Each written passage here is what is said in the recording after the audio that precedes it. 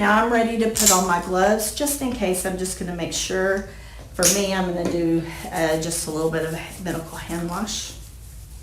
So I have my gloves, and you're just going to open up your gloves. What has to be sterile is the inside of the package, so I can touch all the way on the outside. Again, I'm not turning my back on my field. I can see it at all times. When you open up sterile gloves, sometimes they want to fold back on you, and if they do, they're contaminated. So from the very beginning, I kind of fold them. I do not cross over because I can see the gap and I can see my sterile gloves, so I don't want to cross over. I'm going to come up to this edging and I'm going to run my hand. I run my hand all the way up to kind of break it open a little bit, loosen it up a little bit. Then I'm going to open it.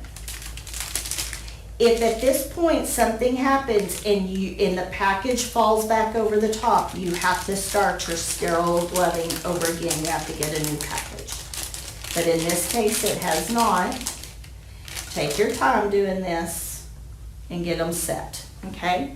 So because I don't want to reach across anyway and cross over any gloves, I go ahead and step off to the left because I'm going to put my right one on first.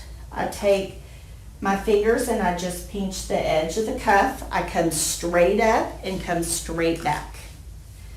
I'm going to go ahead. Take your time doing this. I'm going to pull them on. Once they're on, I'm done.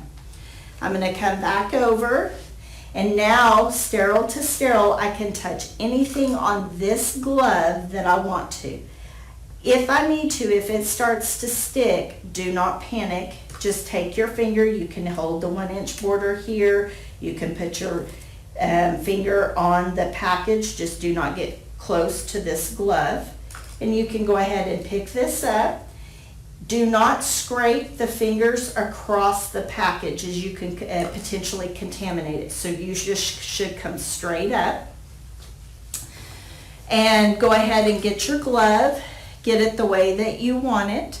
When you begin to commit your non-sterile hand to the glove, you need to hijack your thumb. It just should be reaction. Commit, hijack your thumb so you do not contaminate. Go ahead and put your glove on and stop. At this point, you can inspect your gloves. You can see, make sure that they're good. You do not want to drop your hands below your waist, as if you drop your hands below your waist, I want you to try this yourself, is you'll notice that you lose sight of your gloves right here, and that's right here at your waistline. Nor do you want to raise your hands above your head, go out this way, hold your hands to your uniform as you've contaminated. So what I encourage students to do is put their elbows to their sides, kind of like a T-Rex, and keep your hands right here, and that way you can see everything at all times. I'm done. I'm going to do glove to glove, skin to skin, do a medical hand wash. And I do want to encourage you, get in the habit of saying that. Glove to glove, skin to skin, do a medical hand wash. That way you do not forget it. I'm going to go ahead and take my packaging. Because we reuse so much here, I'm just going to take this and just set it right there. That's the end of my procedure. I'll gather up any supplies that I need to. These will all stay in my patient's room and there for the next time. Okay, Anna, I am done with your procedure. Do you have any questions for me? You did very well, and I appreciate your patience. No? Okay, excellent. I'm going to do my first safety check. I'm going to make sure my bed is in the lowest position. My side rails are up ×2. My bed is locked, and the call light is in place. Anna, your call light is right here. Call me if you need anything, and I'm going to be back in 30 minutes.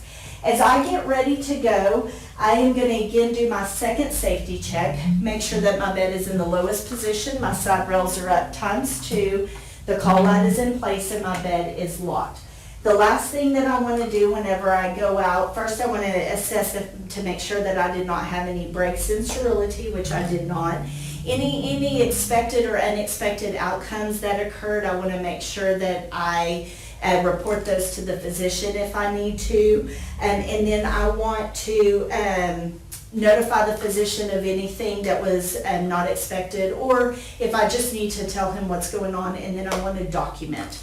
That'll be the last thing I do, and I'll do that either in the room or the nurse's station, wherever your facility has you document. Okay, any questions?